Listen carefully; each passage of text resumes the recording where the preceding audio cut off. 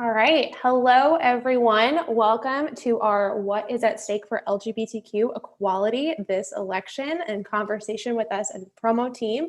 We're really excited to have you all join us and talk about voting. My name is Kara Agnew. My pronouns are they, them, and I am the field director here at Promo. And I am joined by my colleague.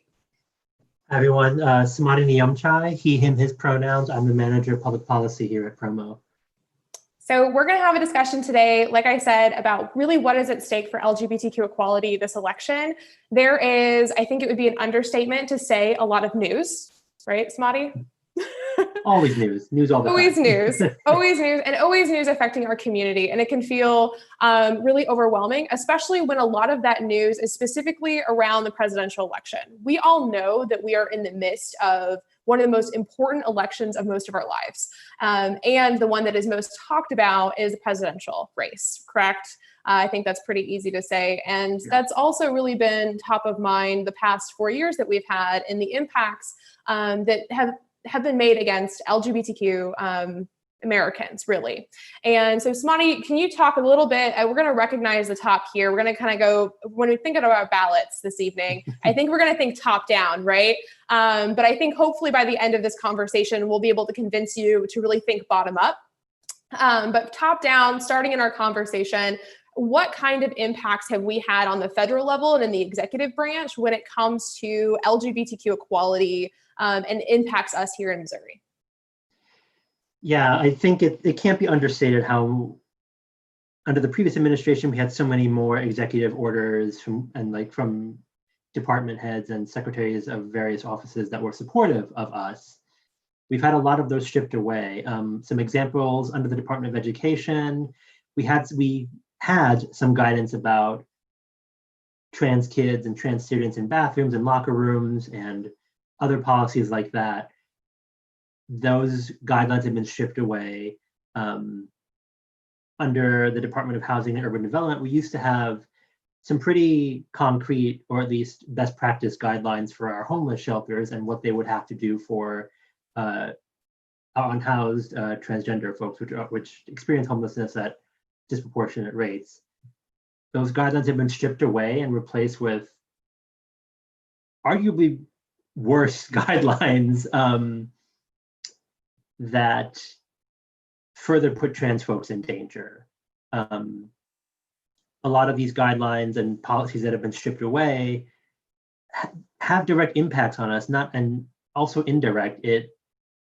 The most recent executive order that was repealed was one of an Affordable Care Act guideline that would prevent discrimination of trans folks in healthcare.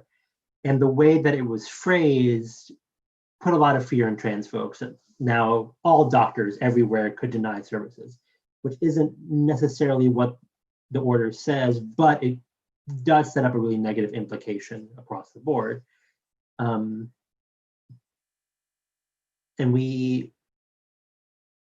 having a president that values and respects LGBTQ Americans means that we can have better protections in all the departments that we have to interact with, from housing and urban development, like I talked about, education, health and human services, and lots of other ways that from the executive branch, our civil liberties can be affected.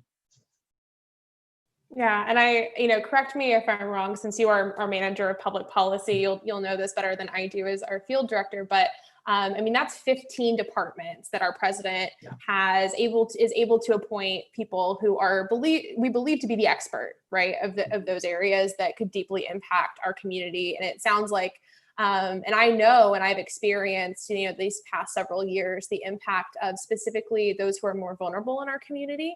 You mentioned, guidelines around Title IX about young people as they grow, being able to have basic access, and schools to be able to have the guidance to give their trans students basic access.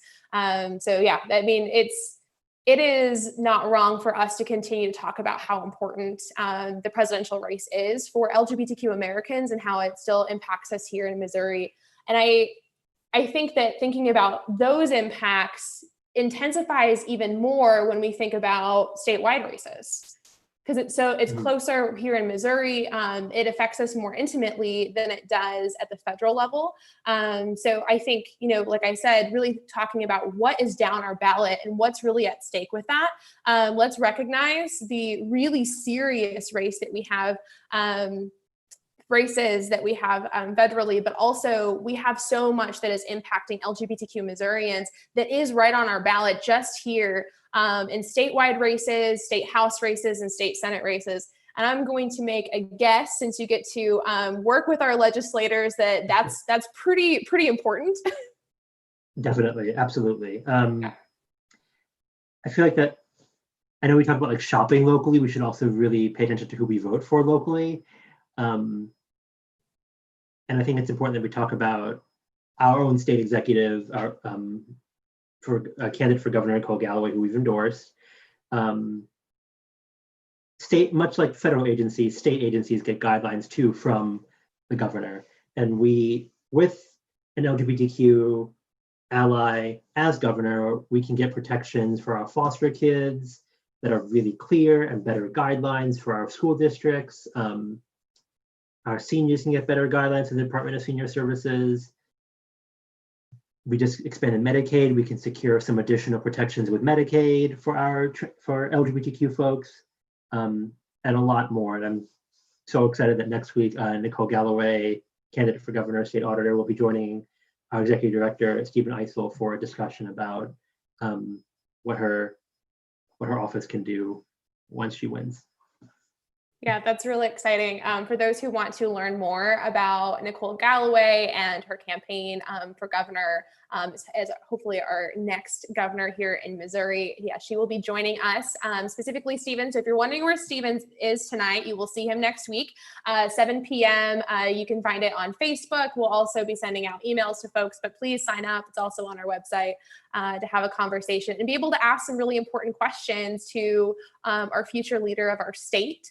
And I mean, it sounds like, based on what you said, Samadi, it's very similar, power when you think about executive level changes, appointing, people who really are the experts, who are compassionate and understanding LGBTQ Missourians, the need of our community, and being able to make sure that our departments in the state then also have guidance to be able to support LGBTQ Missourians.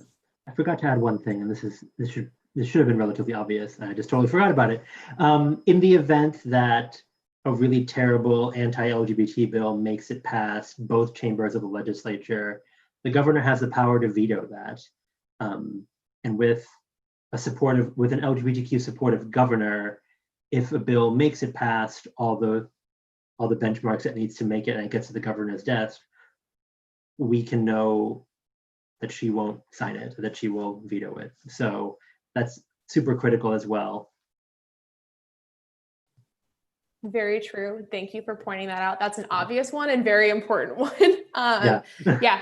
And also, I think top of mind for a lot of us, many of you all have joined us throughout 2020. What a year it's been. But throughout 2020, in the beginning, we were facing the most anti-LGBTQ filed legislation that we really had as Team Promo and as LGBTQ Missourians.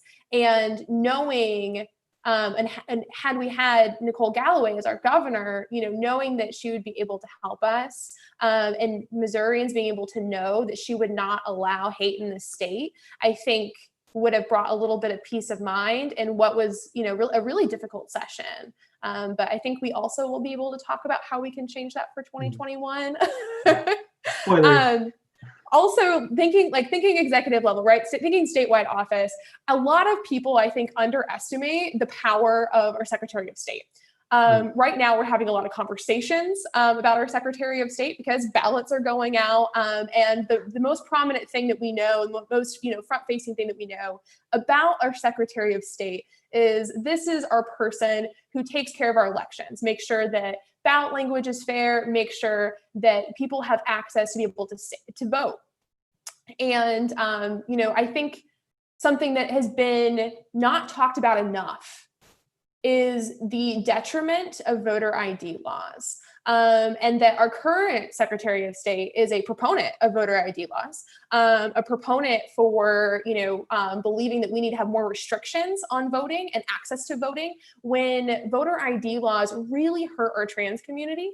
And it truly is, voter suppression for so many marginalized and vulnerable communities. But our trans community, when we have our documents not look like how we look and how we express ourselves in the world, that puts us in a really vulnerable place when someone asks to see our ID, when maybe a notary asks, when notarizing our ballot. I know that's something here on the promo team that we're working on right now, and making sure that our trans community in Missouri have access to inclusive notaries across the state. But I think we don't think about that enough, of really what's at stake for access to voting, which we need to be able to do that for us to, change the future of our representation, and making sure that we have the ability to vote for people who represent our values and understand us as constituents.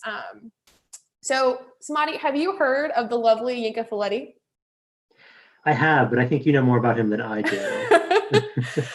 So our promo PAC board, they are amazing, and working with candidates and endorsing pro-equality candidates. I know that they're really excited about Nicole Galloway. They're also really excited about Yinka Folletti, and specifically for the reasons that I just talked about, that having someone who really understands and making sure people have access to vote, people who are eligible to vote have that access to vote, free from discrimination and harassment, is so vital. And so I think we're really excited to be able to support Yinka Folletti, and to feel free to check out Yinka Folletti online. And hopefully we'll have a meet and greet as well in the future with him, to be able to talk a little bit more about his plans for Missourians, and specifically LGBTQ Missourians. Now, there's another thing statewide. Always with the ballot measures. Always with the ballot measures. Also, I think at a moment right now, when we talk about what's at stake for equality in the future, I think that we all need to celebrate each other right now for, accomplishing something really important in August, and that was Medicaid expansion. Absolutely. So shout out to everyone who worked really hard on Medicaid expansion, because that helps our community, that helps everyone in the state of Missouri. But we have another ballot measure to talk about for November.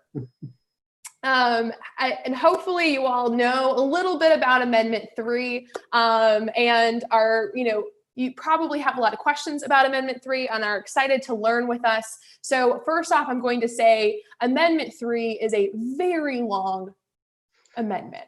It's absolutely ridiculous, and it's a little confusing, but we're going to be able to bring a little bit of clarity there. So actually on October 15th, we are going to have a member of Clean Missouri with No on Amendment 3 join us and talk about all the dirty details with Dirty Missouri, and be able to really talk about what that ballot language is. I'm going to be really frank with you all. The ballot language looks really good. The ballot language is a lot of smoke and mirrors for making Missouri the most gerrymandered state in the country. I believe it would make us the most gerrymandered state since Mississippi in 1979. It redefines who counts as a person when drawing maps and redistricting.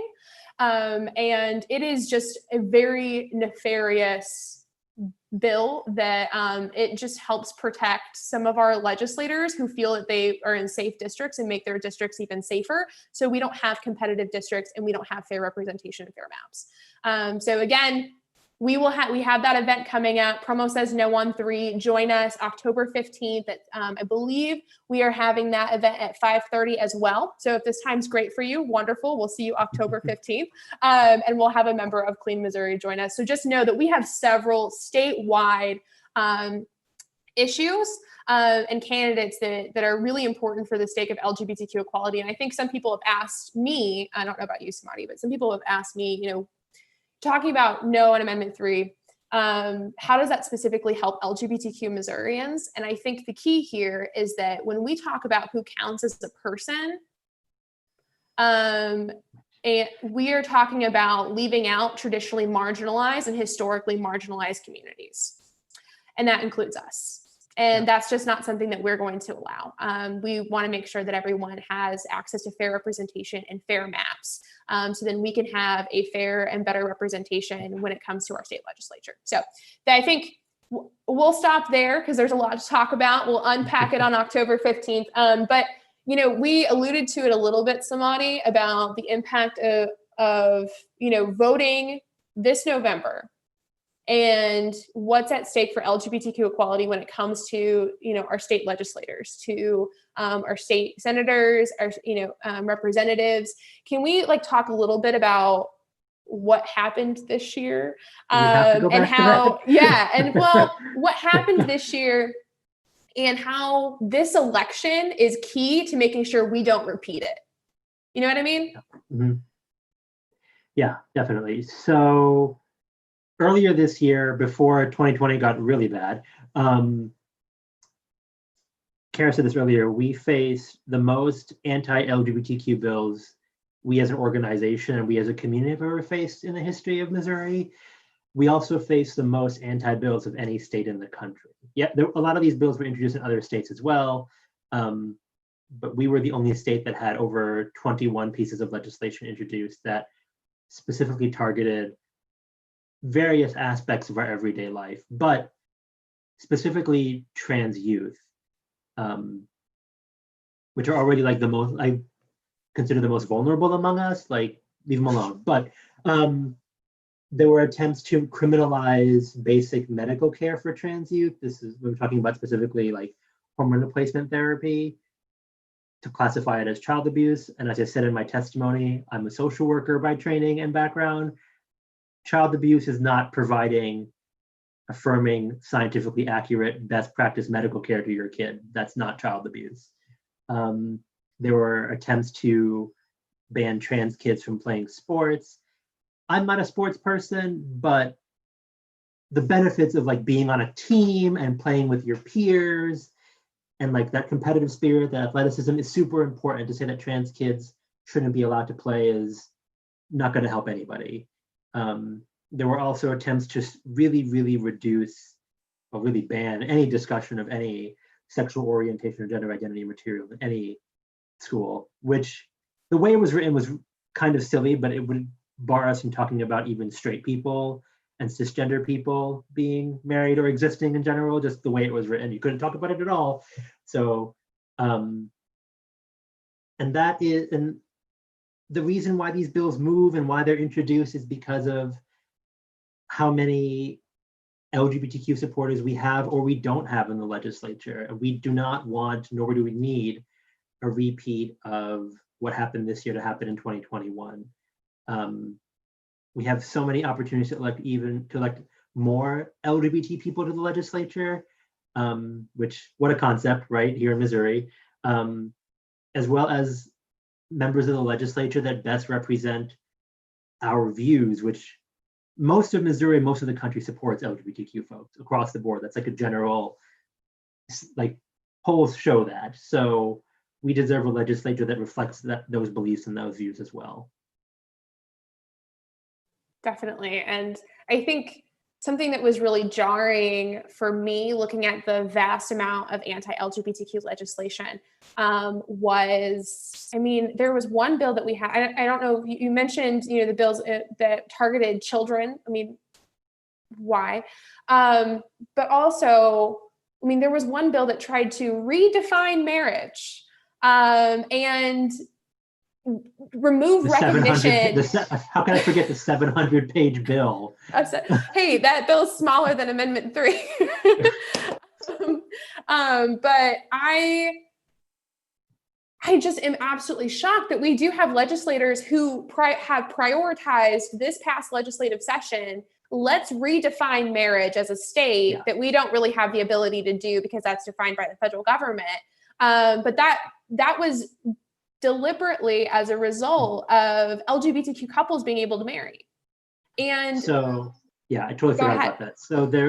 So marriage is in lots of different parts of statutes. So this bill, the reason why it's so long is because it would change everyone's marriage to a contract of domestic union, and then anyone getting married in the future would also be under a contract of domestic union instead of marriage.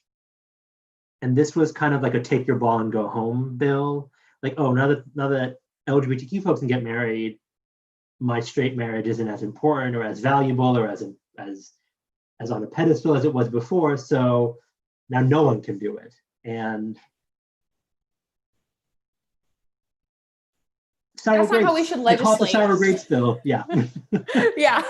And I think again, we already celebrated, Medicaid expansion, took time to celebrate that. That's a win. I think another win is that every single piece of legislation that we're talking about right now that happened this year is dead. None of it passed this year. We were able to defeat it all. We were able to defeat it all because of thousands of Missourians making phone calls to legislators, showing up to the Capitol to testify. We had sometimes multiple hearings a week, and we had people who made that trip multiple times a week. And that trip could be, for many of you that are watching, that could have been, I know, probably a 3-hour, a 4-hour drive. I know someone who had a 5-hour drive, just to be able to say, no, we are not going to hurt our children. We are not going to remove recognition of marriage just because you're upset. These cannot be the priorities. We have other priorities that are much more important to all Missourians than attacking and hurting us as people, and as young people, and as we age. But I want to take a moment to celebrate that every piece of legislation that we are talking about that was filed this year, none of it passed. We were able to stop all of it. And we were able to stop all of it because of our amazing community.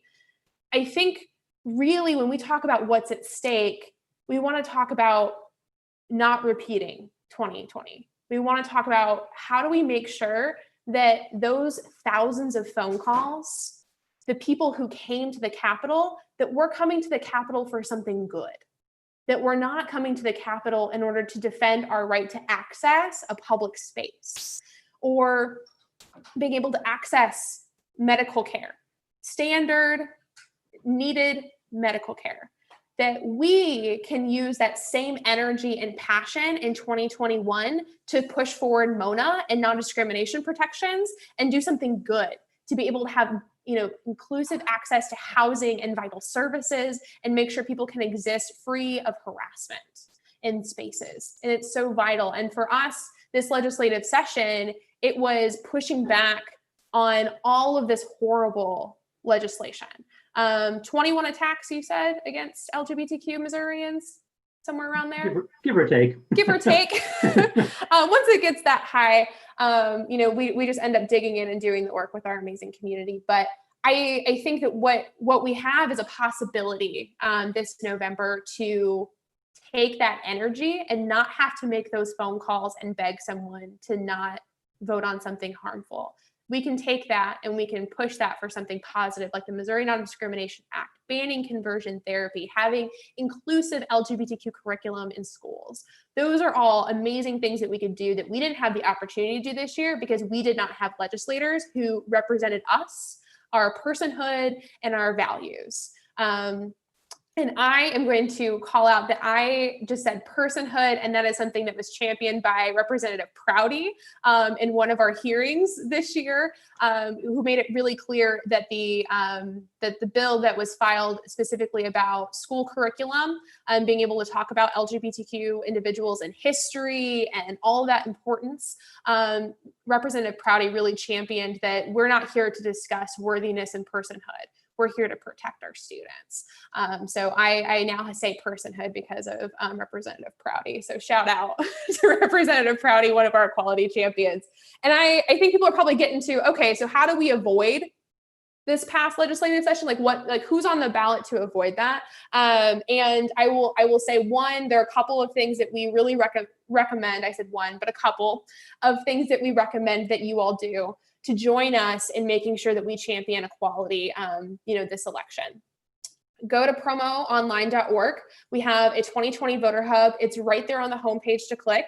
Not only do we have the ability to find all pro-equality candidates that are running this year at our Promo Pack website that is on our our voter hub.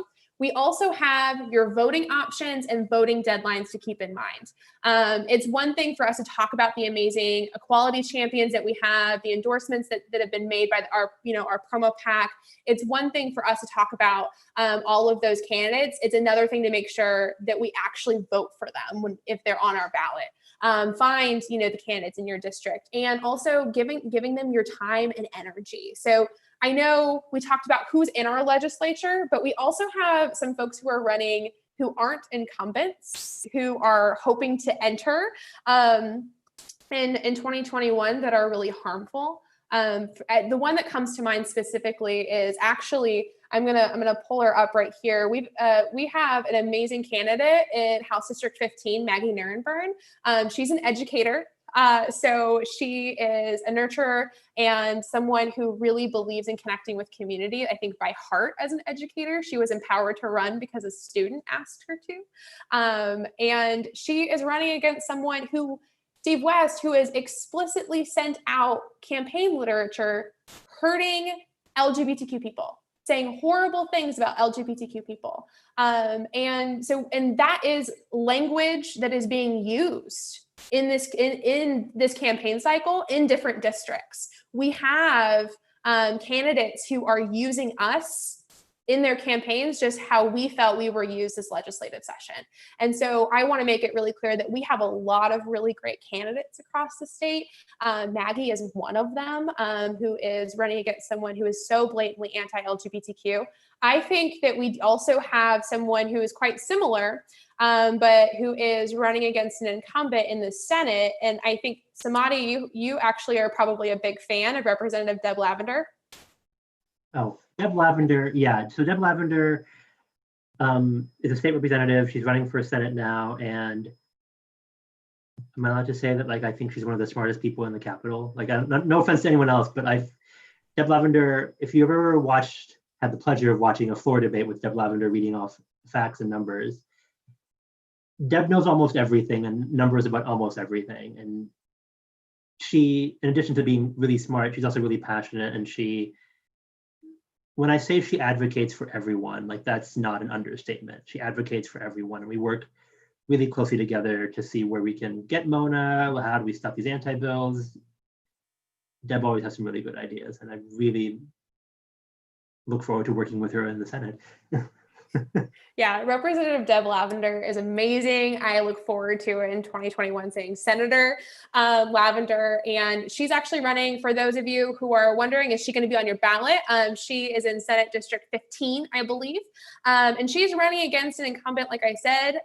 Andrew Koenig is actually the incumbent in that district. And I want to be really clear, he has not been our friend, and has said some really personally harmful things to trans youth, even in hearings. And so think about not just voting record, but think about, what bills, folks have sponsored if they're incumbents. Think about the work that folks have championed, because we have so many champions and we will not have enough time to talk about all of the champions. But I mean, we have some folks who are having tight races or having really competitive races with other candidates who are blatantly anti-LGBTQ and file some really harmful and are willing to file some really harmful legislation to hurt us, and we can really push back against that. So at our 2020 Voter Hub at promoonline.org, like I said, we'll talk about voting. We have all the deadlines on there. We have different options on how to vote. And you'll see all of our amazing champions, endorsed candidates, and for those who got 100% on our candidate survey, we put candidates through quite a big survey, so then that way that candidates really value and understand the importance of LGBTQ equality and how different policies impact us as a community in different ways. So I really encourage everyone to go there to really see who's going to be on your ballot. Make sure also that you check that you're registered to vote. I need to say that right, Samadi? We have a deadline, October 7th. To register to vote. Check your voter registration. If you check your voter registration at the Secretary of State's website and you are not registered to vote, it is currently being encouraged that if you are able to register in person at your local election authority, please do so, because that will get in fast you do not have to worry on election day of whether or not you are registered. So I want to be really clear about that. There are also really great organizations all across the state who are registering voters in person. If you have an organization you really care about that you want to register to vote with and you want to have someone assist you, you can also work with an organization. I know I live in Springfield, and we have some really great folks at NAACP who've been doing a lot of voter registration in person. So I encourage you all to do that, whatever corner of the state or middle of the state that you're in. And making sure that you're ready for that. And another deadline just to keep in mind, make sure if you are requesting an absentee or mail-in ballot, that you do that as soon as possible, because we actually, despite the official deadlines, we want to make sure that we get that in the mail by October 20th. That way you get counted, because obviously we're talking about what's at stake. We have some really high stakes. We have some high stakes of whether or not 2021 is going to be a repeat of last year. And I think that you have the optimism and excitement and passion from the promo staff to make sure that it's not. But we need your vote, and we need all of us to vote together, vote our values, and vote for people who value us. So then that way we can push forward some pro-equality legislation. Absolutely. So I know, like I said, we have a lot of folks talk and discuss, but I also want to make sure that we're answering folks' questions. If there are any questions, feel free to bring them in and comments and chats. And as folks are asking any questions that we're happy to answer, we may not always have all of the answers. There's a lot to know, but we can get you the answer. Hello. I also want to talk about what we have coming up. We talked about a couple events, but what we have coming up, what are we doing to make sure that we have the best possible outcome this election to help LGBTQ Missourians? So the first thing I told you, check out the Voter Hub. Something that is on the Voter Hub that you can join us with is our Vote with Pride campaign. We want to make sure that everyone who is eligible to vote is empowered and educated to vote with pride this year. And they know their options, and we all know how important it is this year. So Vote with Pride, we have phone banks every single Sunday for the next few Sundays. So this Sunday, October 4th from 4 to 6. Then for Coming Out Day, celebrate Coming Out Day with us by contacting fellow LGBTQ and ally voters on October 11th from 4 to 6. And then on October 18th from 4 to 6. We will have more coming. We were going to have text banks. We're going to text our people. And we are going to have a great time making sure that we are contacting our fellow LGBTQ and ally voters. So it looks like we have, if you live in Kansas City, here's a pro tip, that they're holding voter registrations for Jackson, Clay, and Clay County at the City Market this Saturday from 11 a.m. to 1 p.m. So that is for everyone in the Kansas City area. I don't know, Smati, do you have the intel on St. Louis? I feel like I should. I wasn't prepared for a pop quiz. I do not. No, it's okay. That's okay. And I want to let you all know you can find all that information too on Secretary of State's website as well. You can find your local election authority to go in. You can vote in person absentee already if you qualify to vote absentee. If you don't know if you're qualified, you can sign that on our Voter Hub as well. And then in addition to our Vote with Pride and all of our amazing Vote with Pride work, we have a pretty big event coming up, don't we, Samadi? Do we? I think so.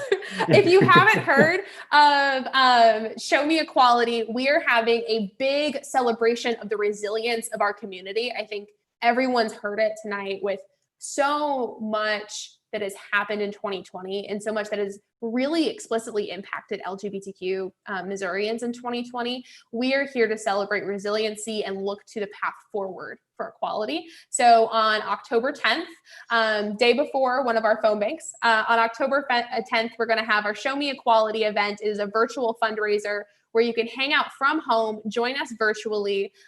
We are going to have Grape and Berry join us again. If you were with Grape and Berry earlier during the quarantine time of cocktail and mocktail mixing, we're going to have amazing speakers join us and performers, and we're also going to have a bit of really great music. So I want to invite everyone to join us. You can get your tickets at promoonline.org because this is how we're going to be able to continue to invest in our community and plan for the future and be able to push forward equality and truly, I think everyone deserves a really good, fun night to celebrate, because we've been through a lot this year. Our community has been through a lot this year, and a lot of people have really championed. So yeah, I think that is a great invite. You officially have it. We have sent it to you. Go to promoonline.org, get your tickets, join us.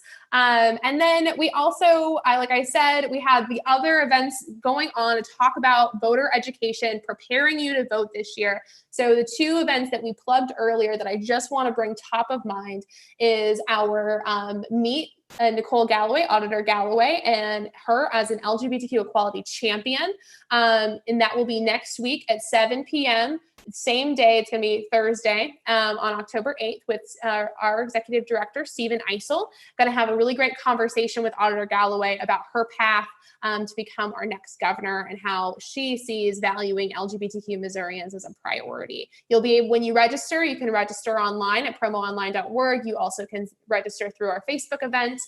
But when you register, you can ask any question that you have for Auditor Galloway, and we'll try to make sure that we get all of those questions answered as we have that discussion. And then after that, on October 15th, we're going to be bringing in a wonderful member of the No on 3 campaign to talk about all of the dirty details with Dirty Missouri and why we all need to get together to vote no on Amendment 3. If you're already excited to vote no on Amendment 3, if you're already excited to vote for Nicole Galloway for governor, then you've got to join us for our Vote with Pride phone banks and get other people excited. So all of that, like I said, promoonline.org, because we have a lot at stake. We have whether or not trans youth are going to be targeted again. We have whether or not our marriages are going to be targeted again. We have whether or not we have access to accurate and inclusive curriculum. We have the possibility of making sure all of our state agencies have guidance and access to inclusive policies to affirm some of our most vulnerable Missourians. We have a lot at stake. And I think, Samadi, we have a lot that we can do just by voting and getting involved, right? Yeah, definitely. None of this occurs in a vacuum. We win this by getting other folks to vote with us and making sure we know what and who we're voting for. So even if you're all set and know who you're voting for, there are some folks who are undecided, especially about local stuff, especially about things like Amendment 3, about maybe who their state rep is going to be. And it's really important that we all work toward making sure that the right things are voted for and the right people are voted for. And we're not going to stop on November 3rd, right? No, got a lot of work I don't plan on it. Do you plan on it? I wasn't. No, I don't plan on it. We're not going to stop on November 3rd. So we're having a discussion, obviously, about what's at stake this election, but know that Promo's got your back. We're here to make sure that we build up the Missouri that we feel safe to live in, we feel safe to thrive in, that we can grow our families in, work, and love. And that is so important to all of us. So just know that we're not stopping on November 3rd. We ask that you don't stop on November 3rd. We are really excited to be moving forward in next legislative session and really being able to push forward, like I said, the pro-equality legislation that we work on championing every single year. And with the new leadership joining the amazing equality champions we already have in the legislature, I don't think there's anything we can't do. Add in all of the wonderful phone calls, add in all of the wonderful advocates coming to the Capitol to share their story and share their truth. And I think that we've got a pretty great state, folks. All right.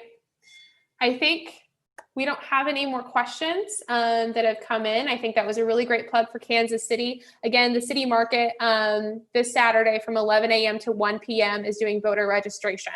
So please feel free, if you're in the Kansas City area, you need to register to vote.